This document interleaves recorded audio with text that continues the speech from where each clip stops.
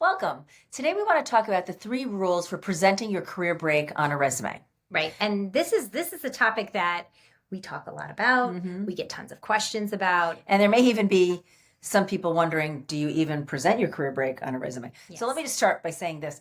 If I'm looking at your resume and it starts in 2017, I know you have a career break, right? So it's the first thing you have to determine is when do you need to account for that time? Right. What's the threshold? Right. So I would say that if you took a 1 year extended maternity leave, probably don't need to address that. If you have a gap buried in your resume, let's say you took the years from 2008 to 2012 out, you've been working since, no need to explain that. If you took just a COVID break, Right. I'd like to believe that most people understand that break. They certainly Yes. should. So that may not need explanation, but anything else, if that career break is at the top of your resume, it needs to be addressed. Yes. Right.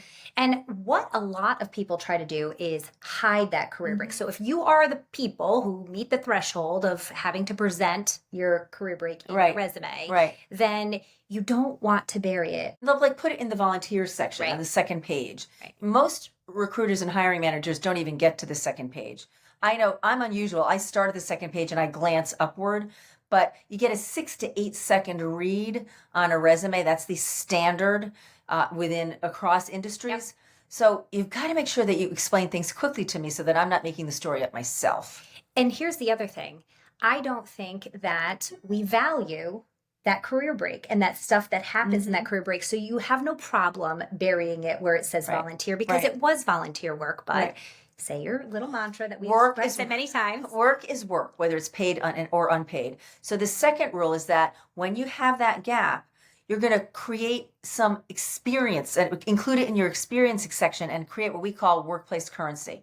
So, for example, Yeah. when you were home on your break, Yes. you were president of the PTO. A lot of women do that work, and it is work. Yes. And there's many jobs under the Within umbrella. that, you might do other, might be on a board. Yeah. You might be doing pro bono work. A lot of lawyers will work in maybe legal aid or do pro bono nonprofit Research. work. There's like piloting things and doing research Yep. that you're in those You roles. might be writing newsletters if you're a marketing person or starting a social media channel.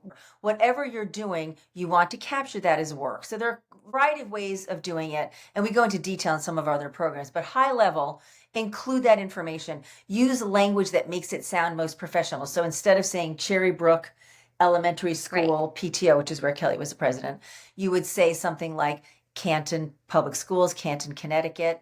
And then you could put president of parent teacher board. And so the word PTO doesn't strike them. And then list the work that you did and the impact that it had. Okay. It doesn't have to be long. No. You want to focus on the skills that are transferable to what you want to do. So in Kelly's case, she was an educator at the time, and assuming you were going back into teaching, you'd want to focus on the academic enrichment things that you did, the extracurricular materials that the PTO bought, the grants that you honored through the academic grants. Focus on that. She wouldn't focus on the fact that she was planning a Halloween event because it's not relevant to what she wants to do. But if I was going to pivot into being an event planner, I might really highlight and spotlight that part of the work that I did.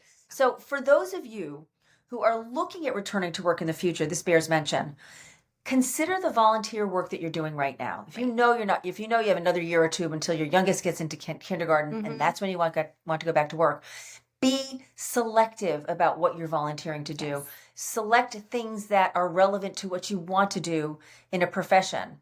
So if you want to be an event planner, absolutely work in those events areas, or if you want to be in marketing. But if you are an accountant or a financial analyst, maybe skew your volunteer work more to balance sheet work, maybe being a treasurer for an organization or doing some financial analysis. Or taking up a subcommittee within your town. Exactly. Or, right. Any type of appointed position where they're handling financials, that would be valuable to you. But recess volunteer, not so much. So we want you to be selective about what you do. Yes. And so once you've gleaned that information out and you've decided what you're going to spotlight in your resume, how do you talk about it so that it is seen in that professional sense, like you're saying? So what is the important factors? I think the most important pieces are focusing on business language. Yeah. So, for instance, for the example of a newsletter, talk about the platform that you used. Were you using MailChimp? Were you using Constant Contact? Talk about the audience that you are looking to track. If you brought it from 0 to whatever number, but I want to be careful about numbers. Yep. You always want to use the numbers that are the most favorable for you. Yes. So for example, if you managed a group of volunteers, say there were 20 people, that doesn't sound, maybe like it's such a big number. But if last year there were 10 and this year you recruited 20, you could say, recruited 100% growth in project management team or something like that. Yep. If you raised, let's say, $8,000 again, and the next year you raised $16,000. Right, How you're going to present that? Grew revenue by 2 times. You could also, you don't want to say $8,000, but you could maybe quantify it. Raise enough money to purchase 3 personal computers, or raise money to buy this. You're looking to present the numbers in the most favorable way. So there'll be, obviously it's not going to be the same scale as what you did when you were working in a big business. But you're showing that context and scale, which is really important to be shown on a resume. And then focusing on the language. So I mentioned earlier, focusing on the systems that you used to do what you were doing. We've had many students that were working in financial roles, on a treasurer on a board, and they may have set up an e-billing system. Maybe they signed up for Stripe to collect money. Anything that shows you using digital tools to fulfill the responsibilities of your volunteer work is great.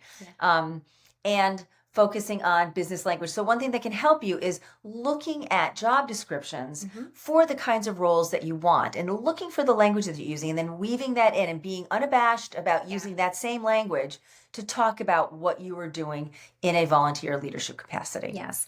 And then always running this by people that are around you. Like, is this making sense? And you will get competing advice. And so one of the programs that we have that you can do on your own is called our Resume Gap Lab.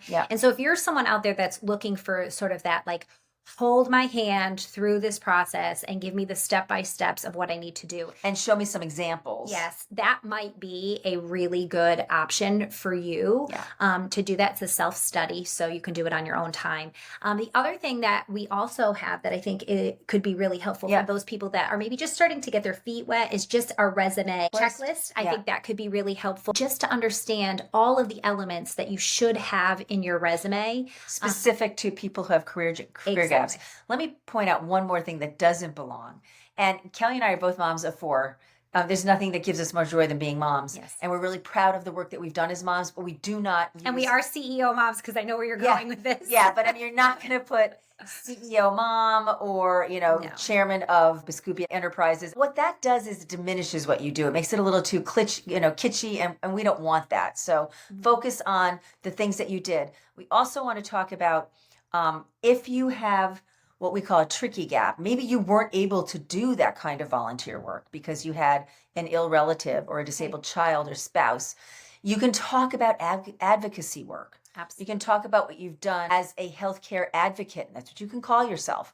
Talk about negotiating with insurance companies, talking about maybe accessing resources or expanding resources at the city, town, or state level. Well, it was really interesting. I actually had a client that we worked with, and she lobbied for her father to get money from being a veteran. Security? Yeah, being a veteran. Right. So she was an advocate. So she went to the state level. She talked to the people there. She got the support, the backing. It was a really big deal. And that is not something that is low level. Because what makes that even a bigger deal is that you are now greasing the skids for other people. Yes. So if you have a disabled child and you're advocating in the school system or the state Department of Education for that child to get the resources that they need, you're now helping others with that same challenge because it's been done once, it can be replicated. Yes. So don't be shy about claiming some of that advocacy work as important workplace currency. And as Kelly said, if you run it by a few people that you really trust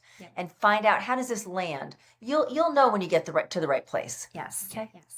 So there you have it, the 3 rules for presenting a gap on your resume. If you liked what you heard today, you're going to want to like and subscribe to our YouTube channel. We put out new content every Monday. And if you want to learn more about us and our programs that we run, you can visit us at www.preparetolaunchu.com.